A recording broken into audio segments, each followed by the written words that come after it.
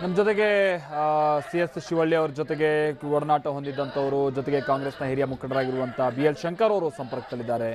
BL Shankar ಅವರೇ, ಶಿವಳ್ಳಿ ಅವರು ಇನ್ನಿಲ್ಲ ಅನ್ನೋ ವಿಚಾರ ಬಹುಶಃ ನಿಮಗೂ ಗೊತ್ತಾಯ್ತು ಅಂತ ತಿಳ್ಕೊಳ್ತೀವಿ. ಅವ್ರನ್ನ ಈ ಸಂದರ್ಭದಲ್ಲಿ ನೆನಪಿಸ್ಕೊಳ್ಳೋದಾದ್ರೆ ಕೆಲವು ಹೊತ್ತಿನ ಮುಂಚೆ ಗೊತ್ತಾಯ್ತು. CS ಶಿವಳ್ಳಿ ಒಬ್ಬ ಸಜ್ಜನರಂತ ಸುಸಂಸ್ಕೃತರಂತ ಕ್ಷೇತ್ರದ ಜನತೆ ಬಗ್ಗೆ ಕಾಳಜಿ ಸಾಕುವ ಅಪಾರವಾದಂತ ಕಾಳಜಿ ಹೊಂದಿದಂತ ಒಬ್ಬ ಸಜ್ಜನ ರಾಜಕಾರಣಿ. 3 ಬಾರಿ ವಿಧಾನಸಭೆಗೆ ಆಯ್ಕೆಯಾಗಿದ್ರು. ಇತ್ತೀಚೆಗೆ ತಾನೇ ಸಚಿವರಾಗಿ ಕೂಡ ನೇಮಕಗೊಂಡಿದ್ರು. ಸಹಜವಾದಂತ ಕಳಕಳಿಯನ್ನು ಇಟ್ಕೊಂಡಿದ್ರು. ಜೊತೆಗೆ ಅವರಿಗೆ ಕೆಲವು ತಿಂಗಳ ಹಿಂದೆ 1 ತಿಂಗಳು 2 ತಿಂಗಳ ಹಿಂದೆನೋ ಹೃದಯದ ಸಮಸ್ಯೆ ಇತ್ತು. ಆದ್ರೂ ಕೂಡ ಅದ್ರ ಬಗ್ಗೆ ಹೆಚ್ಚು ವಿಶ್ರಾಂತಿ ಪಡೆದೇ ಅವರಿಗೆ ಚುನಾವಣೆ ಜವಾಬ್ದಾರಿ ಇದ್ದಂತ ಕಾರಣಕ್ಕೆ ಮತ್ತು ರಾಹುಲ್ ಗಾಂಧಿ ಅವರ ರ್ಯಾಲಿ ಇದ್ದಂತ ಸಂದರ್ಭದಲ್ಲಿ ನಿರಂತರ ಓಡಾಡುವಂತ ಪ್ರಯತ್ನ ಮಾಡಿದ್ರು. ಪಕ್ಷ ಏನೇ ಜವಾಬ್ದಾರಿ ಕೊಟ್ಟರು ಕೂಡ ಬಹಳ ನಿಷ್ಠೆಯಿಂದ ಮಾಡ್ತಿದ್ರು. ಪಕ್ಷದ ಜಿಲ್ಲಾಧ್ಯಕ್ಷರಾಗಿಯೂ ಕೂಡ ಕೆಲಸ ಮಾಡಿದ್ರು. ಹಾಗೆ ಒಬ್ಬ ಹಿಂದುಳಿದ ವರ್ಗದಿಂದ ಬಂದಿದ್ರು ಕೂಡ ಹಿಂದುಳಿದ ವರ್ಗದ ಪರವಾಗಿ ತನ್ನ ಹಕ್ಕುಗಳನ್ನ ಪ್ರತಿಪಾದನೆ ಮಾಡ್ತೇನೆ ಬಹಳ ಸಜ್ಜನಿಕೆಯಿಂದ ಅದನ್ನ ಗಳಿಸ್ಕೊಳ್ಳುವಂತ ಪ್ರಯತ್ನವನ್ನು ಮಾಡ್ತಾ ಇದ್ರು. ಬಹಳ ಅಗ್ರೆಸಿವ್ ಆಗಿರ್ತಕ್ಕಂತ ವೀರಾವೇಶದ ಮಾತನ್ನೇನು ಆಡ್ತಾ ಇರ್ಲಿಲ್ಲ ಅವರು. ಆದ್ರೂ ಕೂಡ ಏನ್ ಕೆಲಸ ಆಗ್ಬೇಕು ಹಿಂದುಳಿದ ವರ್ಗದ ಬಗ್ಗೆ ಅದ್ರ ಬಗ್ಗೆ ಬಹಳ ನಿಷ್ಠೆಯಿಂದ ಮಾಡ್ತಾ ಇದ್ರು. ಬಹುತೇಕ ಧಾರವಾಡ ಜಿಲ್ಲೆನಲ್ಲಿ ಕಾಂಗ್ರೆಸ್ ಪಕ್ಷದ ಹಿಂದುಳಿದ ವರ್ಗಕ್ಕೆ ಒಂದು ಪ್ರಮುಖ ಮುಖ ಅನ್ನೋ ತರದಲ್ಲೇ ಅವ್ರು ಇದ್ರು. ಹಾಗಾಗಿ ಅವರ ಈಗ ಒಂದು ಅಕಾಲಿಕ ನಿಧನ ಅದು ಚುನಾವಣೆ ಸಂದರ್ಭದಲ್ಲಿ ಇದಾಗಿರುವಂತ ಕಾರಣಕ್ಕೋಸ್ಕರ ಅಷ್ಟರ ಮಟ್ಟಿಗೆ ಕಾಂಗ್ರೆಸ್ ಪಕ್ಷಕ್ಕೆ ಸ್ವಲ್ಪ ಅಲ್ಲಿ ಸಂಘಟನೆಯಲ್ಲಿ ಮತ್ತು ಪ್ರಚಾರದಲ್ಲಿ ಕೊರತೆ ಉಂಟಾಗ್ತದೆ. ಹಲೋ, ಕೇಳಿಸ್ತಾ ಇದೆ, ಹೇಳಿ BL ಶಂಕರ್ ಅವರೇ. ಅದೇ ಅಷ್ಟರ ಮಟ್ಟಿನ ಕೊರತೆ ಅಲ್ಲಿ ಉಂಟಾಗ್ತದೆ.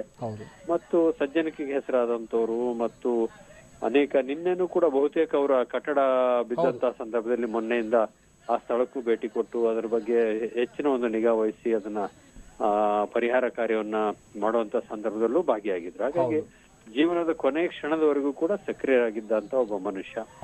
ಹಾಗಾಗಿ ಅವರ ನಿಧನಕ್ಕೆ ನಾನು ಸಂತಾಪವನ್ನು ವ್ಯಕ್ತಪಡಿಸ್ತೇನೆ ಪಕ್ಷದ ಪರವಾಗಿ, ಮತ್ತು ಅವರ ಕುಟುಂಬದವರಿಗೂ ಸಂತಾಪವನ್ನು ವ್ಯಕ್ತಪಡಿಸ್ತೇನೆ.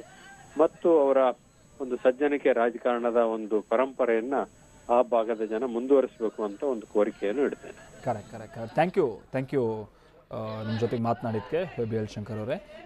ಇಲ್ಲಿ ಇನ್ನೊಂದು ವಿಚಾರ ಅಂತಂದರೆ, ನಿನ್ನೆ ಅವ್ರು ಬಹಳ ಓಡಾಡ್ತಾ ಇದ್ರಲ್ಲ. ಇನ್ಫ್ಯಾಕ್ಟ್ ನಿನ್ನೆ ಮಧ್ಯಾಹ್ನ ಸಂದರ್ಭದಲ್ಲೇ ಸ್ವಲ್ಪ ಅವ್ರಿಗೆ ಅನಾರೋಗ್ಯ ಕಾಣಿಸ್ಕೊಂಡಿತ್ತು ಅನ್ನೋದನ್ನು ಸ್ವತಃ ಡಾಕ್ಟರ್ಸ್ ಹೇಳ್ತಾ ಇದ್ರು.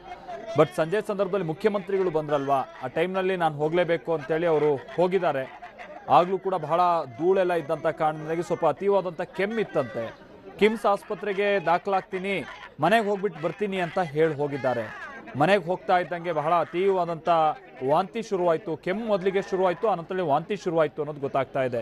ಕಿಮ್ಸ್ ಆಸ್ಪತ್ರೆಗೆ ಸಂಬಂಧಪಟ್ಟಂಥ ಅಧೀಕ್ಷಕರು ಅರುಣ್ ಕುಮಾರ್ ಅವರು ಕೂಡ ಹೇಳ್ತಾ ಇದ್ರು, ನಾವು ಆಸ್ಪತ್ರೆಗೆ ಅಡ್ಮಿಟ್ ಆಗಿ ಅಂತ ಬಹುಶಃ ಹೇಳಿದಂಥ ಸಂದರ್ಭದಲ್ಲಿ ಅವ್ರು ಬಂದಿದ್ದರೆ ಅವ್ರನ್ನ ಉಳಿಸ್ಕೊಳ್ಬೋದಾಗಿತ್ತು ಅಂತ. ಆದರೆ ಅವ್ರು ನೇರವಾಗಿ ಮನೆಗೆ ಹೋದಂಥ ಸಂದರ್ಭದಲ್ಲಿ ಕಿಮ್ಸ್ ಆಸ್ಪತ್ರೆಗೆ ಕರ್ಕೊಂಡು ಹೋಗೋದಕ್ಕಿಂತ 24/7 ಮತ್ತೊಂದು ಹಾಸ್ಪಿಟಲ್, ಅದು ಲೈಫ್ ಲೈನ್ ಹಾಸ್ಪಿಟಲ್, ಅಲ್ಲಿ ಕರ್ಕೊಂಡು ಹೋದರೆ ಚಿಕಿತ್ಸೆ ಕೊಡಿಸೋದಕ್ಕೆ ಸೂಕ್ತ ಆಗುತ್ತೆ ಅಂತೇಳಿ ಆ ಕಡೆ ಕಳಿಸ್ಕೊಟ್ಟಿದ್ದಾರೆ. ಆ ಟೈಮ್ ತನಕ ಎಲ್ಲ ಚೆನ್ನಾಗಿತ್ತು. ಬಟ್ ಅತೀವಾದಂಥ ಕೆಮ್ಮು ಯಾವಾಗ ಶುರುವಾಯಿತು ಆಗ ಹೀಗೆ ಕಾರ್ಡಿಯಾಕ್ ಅರೆಸ್ಟ್ ಆಗಿರ್ಬೋದು ಅನ್ನೋದು ವೈದ್ಯರು ಒಂದು ಅನುಮಾನ ವ್ಯಕ್ತಪಡಿಸ್ತಾ ಇದ್ರು. ಉಳಿಸ್ಕೊಳ್ಳೋದಕ್ಕೆ ಸಾಧ್ಯ ಆಗಲಿಲ್ಲ. ಇವತ್ತು ಮಧ್ಯಾಹ್ನ 1:40 ಸಂದರ್ಭದಲ್ಲಿ ಅವರು ಇಹಲೋಕವನ್ನು ತ್ಯಜಿಸಿದ್ದಾರೆ.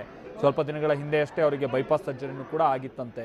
ಅದಾದ ನಂತರದಲ್ಲಿ ಫೆಬ್ರವರಿ 9ನೇ ತಾರೀಕು 2019ನೇ ತಾರೀಕಿನಂದು ಅವರು ಫುಡ್ ಪಾಯ್ಸನ್ನಿಂದಾಗಿ ಹಾಸ್ಪಿಟಲೈಸ್ ಆಗಿದ್ದನ್ನು ಕೂಡ ನಾವು ನೋಡಿದ್ವಿ.